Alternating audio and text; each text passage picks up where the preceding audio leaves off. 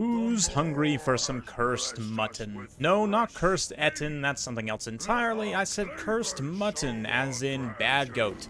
Yes, that's right, folks. Ogre Kingdoms versus Beastmen, and we do have indeed some bad goats. Let's get at the builds quickly, as I've already got a Noblar Scrap Launcher opening fire, Crushers to protect everything, some Saber-Tusk packs for additional mobility, got a Giant for some nice terror, monstrous presence, Noblar Trappers in the second line, behind a front line of Noblars, Iron Guts as well, and then of course Slaughtermaster of the Great Maw. For my Beastman opponent, got Torox, the Brass Bull, looking great with the new lighting effects, Blood Brute, Behemoth Regiment of Renowned Gorgon, front line of some Ungor Spearman Herd, got some Ungor Herd as well, backing them up, Raiders, Razorgore Herds, and Poison Warhounds, along with Lord of Beasts Bray Shaman. So very much a sort of standard Beastman build, and I have to look at these red goats in this red Beastman color scheme. It is pretty fitting alongside the Blood Brute Behemoth. It looks like he fits in this color scheme just fine. And while this isn't Torox's, home faction, his color scheme is a little bit different than this. It does fit fairly well with him. I mean, he's like a corn dude, right? So, anyway. Let's get it underway. Big savage engagement coming at your face as the Razor Gores. A little bit of a weird engagement as the Saber-Tusks kind of pull back there.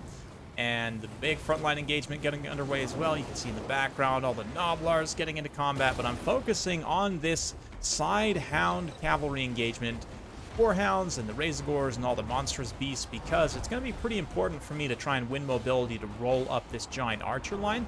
Right now, the Noblars are already suffering pretty heavily under the fire of the Ungor Raiders, and in general, while I didn't bring any bulls, the Iron Guts still may struggle here.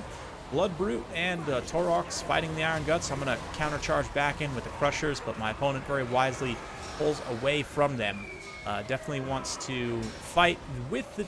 Eventually he's going to have to fight the Crushers, but like right now with the timing push, Torox, the Blood Brute, and the Feral Manticore, if you could somehow get them all onto the Crushers at the same time, that'd be quite nice. But already having some leadership issues with my Noblar is not really too surprising, but thankfully... Oh, man, I didn't realize the Giant, just getting fully distracted here, had a little matched animation against the Gorgon. That matched animation's bugging out. So let's look away from that, but Crushers, again, charging in here to support the Giant, just all-inning all my resources here. The Crushers have actually taken some significant damage, even with the 120 armor. There's the volume of fire of the Ungor Raiders makes them dangerous, and the Blood Brute comes in. It's a huge attack animation. I mean, there is a battle going on for the rest of the battlefield, but considering that both of us have like 3,000 plus resources in this fight, we're going to keep it right here. As Torox and the Blood Brute dish out damage to the Crushers. The Giant, though, is also very cost-effectively fighting in here. Of course, I can heal all of my monsters as well. While the Blood Brute has its own innate self-healing, Torox does not have any way to restore HP. And very importantly, the Powder Guts are still online as well. Unfortunately for me, Summon Manticore, great get by this to terrify away the Scrap Launcher, or rather allow the Razorgore Herds and the Poison Warhounds to try and chase it off. Looks like it is going to come back for route, at least for the time being. Nope, just kidding. It's gone again. But back to the big important blob fight. At this point, the Crushers are getting alarmingly low. They've actually taken quite a bit of damage in this engagement between the melee power of Torox and the Blood Brute, the Ungor Raiders. So it's been pretty bad. I mean, they still have a few unit models online, 5 unit models still online there, and the Giant also fighting for the time being. Thankfully, Giants have great leadership, so he can just stand and bang for a while. But let's see, trying to get the Slaughtermaster in here, but I also don't want to get him slaughtered by the Blood Brute Behemoth. So we've got to be careful about how I take this engagement. I'm going to try and get a rear charge if I can, and definitely pull these Powder Guts over to use their armor-piercing shots, hopefully to help shoot up Torox, or of course the Blood Brute. Honestly, either would be fine. They are opening fire with their pistols, so we'll get back in close as Torox and the Blood Brute just absolutely bully the Giant, just pushing him on the ground, kicking him in the shins, teabagging him a little bit, and then allowing him to get back up here.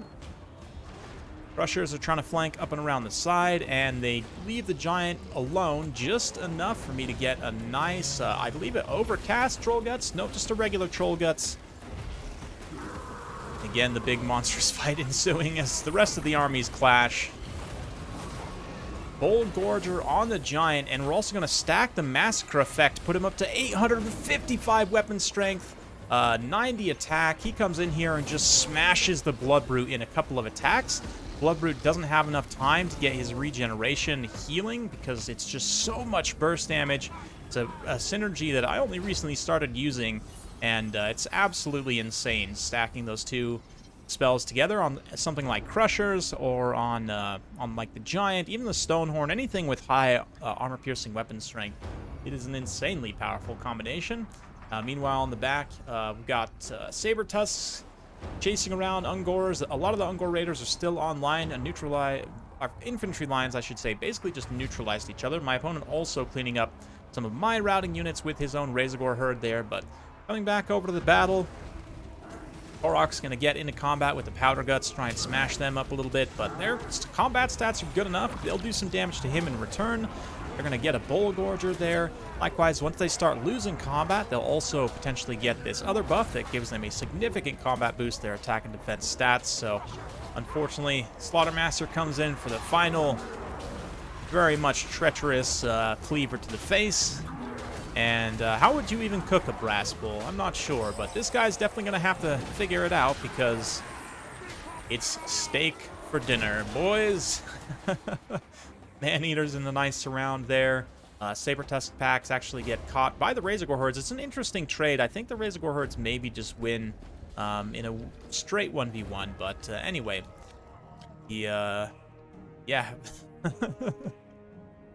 Oh, man. Brass Bull gonna throw in the towel there as the Beastmen give up the fight. They maybe had a little bit left to give, but, I mean, with Blood Brute and Taurox basically both being fully dealt with, Powder Guts still having a lot of unit models online, they ended up getting a huge amount of value with their shots and fighting in melee. One of the worst replays I've seen from Crushers, but my opponent did a good job of focusing them with a lot of value. Unfortunately, that led to these other two power units paying for themselves. Definitely great job by the Giant. Relatively cheap for what he gives you, and that was a fight. The big, scary beasties. The Iron Guts, on the other hand, didn't do so much. Got a lot of kill numbers, but same thing. A Scrap Launcher actually didn't get any kill numbers or value, so just kind of a fail there. But the Saber Tusk packs felt very nice. My opponent didn't bring any Centaurs, so I'm not sure how that trade would go. It'd probably be quite a bit tougher to have that kind of decisive mobility advantage if your opponent did go for more Centaurs rather than like the Razorgores. And in general, I mean, the Razorgores are nice for armor piercing. They're generally pretty cost effective, but considering the Ogres don't have a ton of armor, I would think that Centaurs might just be a better choice overall. But Ungor Raiders definitely solid. The combination of Raiders and Ungor Spears is classic anti-Ogre strategy, so definitely we'll see quite a bit of play here. But the rest of the army, I don't know. Kind of like the combination of the Blood Brute and Taurox, quite a bit of monstrous presence to get through. But unfortunately, the Bray Shaman there just kind of got killed. I don't even know. And him must have just got caught up and massacred. But anyway, if you guys enjoyed watching this one, if you do like this sort of content, be sure to like, subscribe, hit that bell notification button. Every time I upload a new video, you'll be notified. Thanks again. We'll see you next time.